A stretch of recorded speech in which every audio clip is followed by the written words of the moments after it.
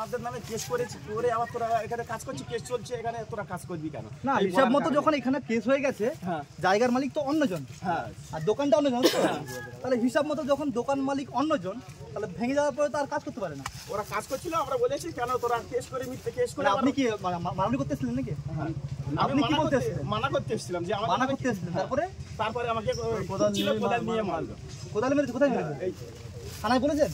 থানায় ফোন করেছিলাম। কি বলছেন? তার আগে থানায় ফোন করেছিলাম যে ওরা তো বেআইনি কাজ করছে, বলে আমরা যাচ্ছি 1.5 ঘন্টা ধরে আসছে না। কে আসছে থানা থেকে? পুলিশ ফোন করেছিল? এও বলেছে রেকর্ডিং আছে, যে আমরা কি করব। কে বলছে? থানা থেকে। দাও দেখি। মারাত্মক অভিযোগ, কি বলবেন রাত্রি সাহেব, কি বলবেন? দাও আমি ফোন করি একটু। আমরা যখন ফোন করেছিলাম তখন বলছে আমরা কি করব। এর কাছে আছে।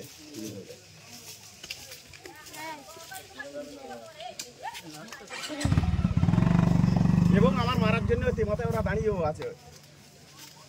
এখন পালিয়েছে, এখন বলে লাভ নেই। এখন ফুলবাড়ি আছে, আমাদের ছেলেদের ওই পশ্চিম স্পটে দাঁড়িয়েছিল। হ্যাঁ, ওই স্পটে দাঁড়িয়েছিল। কোন থানার পুলিশ? ভাট থানার। হ্যালো, জায়গাটা ঝামেলা চলছিল, অর্থাৎ আগুন দিয়ে টিএমসির লোকেরা পুড়িয়ে দিয়েছিল, এরকমই অভিযোগ করেছিলেন। শওকত মোল্লা সাহেবও বলেছিলেন, মনে হচ্ছে আপনার ওই মিটিংয়ে সম্ভবত বলেছিলেন যে ওনারাই হচ্ছে আগুনে পুড়িয়েছে। তারপরে আমাদের আইএসএফের ছেলেদেরকে মারধর করেছে, কোদালের বাঁট দিয়ে মারধর করেছে। তো এগুলো নিয়ে আপনি কমপ্লেন পাওয়ার পরে কোনো অ্যাকশন নেননি? আপনি 1 ঘন্টার মধ্যে অ্যাকশন নিন, আর যে ব্যক্তিগুলো আমাদের আইএসএফ কর্মীকে আঘাত করেছে ওদের যদি 1 ঘন্টার মধ্যে অ্যারেস্ট না হয়, তাহলে কিন্তু আমরা থানা ঘেরাও করে বিক্ষোভ দেখাবো। না, আপনি আইপিসি সিআরপিসি মেনে আপনি কাজটা করুন,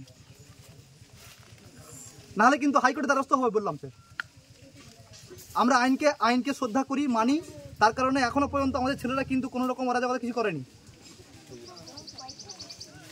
আপনি 1 ঘন্টার মধ্যে ওদের বিরুদ্ধে ব্যবস্থা নিন। আমার ছেলেকে পাঠাচ্ছি এখনই কমপ্লেন লেখার জন্য, আপনি গ্রেপ্তার ইমিডিয়েটলি করুন। না এরকম হবে না তো, তৃণমূলের বাহিনী আপনাকে মানে ইউজ করবে, সেটা আপনি করবেন, আর আমাদের আইএসএফ কর্মীরা কমপ্লেন করলে আপনি অ্যাকশন নিচ্ছেন না, এটা কি করে হয়? এখন তো নির্বাচন কমিশন আন্ডারে চলে গেছে। 1 ঘন্টার মধ্যে অ্যারেস্ট চাই। ধন্যবাদ স্যার। হুমকি দিলেন কি অফিসারকে? কি বলবেন? অফিসারকে হুমকি নয়, অফিসারকে আইপিসি সিআরপিসি মেনেই কাজ করতে বলছি। যখনই কোনো ব্যক্তি কমপ্লেন করলো তারপরেই তো পুলিশের ব্যবস্থা নেওয়া উচিত ছিল। এখনো পর্যন্ত এই ব্যক্তিটার এই হাতে কোপ মেরেছে, কোদাল মেরেছে, এ তো মরেই হতে পারতো। তারপরেও কমপ্লেনের পরে কোনো রকম কাজ হয়নি। সাহেব ভোট হলো না, তার আগে লন্ডভন্ড অবস্থা দেখতে হবে সাধারণ মানুষ। স্বাভাবিক, কিছুদিন আগে শওকত মোল্লা সাহেব স্বীকার করেছে নিজের মুখে যে এইরকম দোকান পড়ানো কাজগুলো তৃণমূল ছাড়া আর কেউ করতে পারে না। তারপরেও এভিডেন্সের কিসের প্রয়োজন হয়? আমাদের আইএসএফ অঞ্চল সমস্ত সভাপতি নেতৃত্বদের নামে কেস দিয়েছে, এটা হয় নাকি? কিছুক্ষণ আগে আপনি বলছিলেন যে থানা ঘেরাওয়ের ডাক দেবেন, এটা কি হুঁশিয়ারি? যদি কোনো প্রকারে থানা তার নিজের দায়িত্ব ভুলে যায়, তাহলে আমরা থানা ঘেরাও করতে বাধ্য হব। সেই সঙ্গে সঙ্গে শান্তিপূর্ণভাবে বিক্ষোভ দেখানোর জন্য পরিকল্পনা চালাবো, এবং তাতে যদি কাজ না হয় আমরা হাইকোর্টে পুলিশ। এলাকা উত্তপ্ত আছে বলে দাবি করবেন? এলাকা তো উত্তপ্ত করাচ্ছে ওরাই তো। কারা করাচ্ছে বলে দাবি করবেন? তৃণমূল করাচ্ছে, তৃণমূলের সাহায্য নিয়ে পুলিশ বাহিনী করাচ্ছে।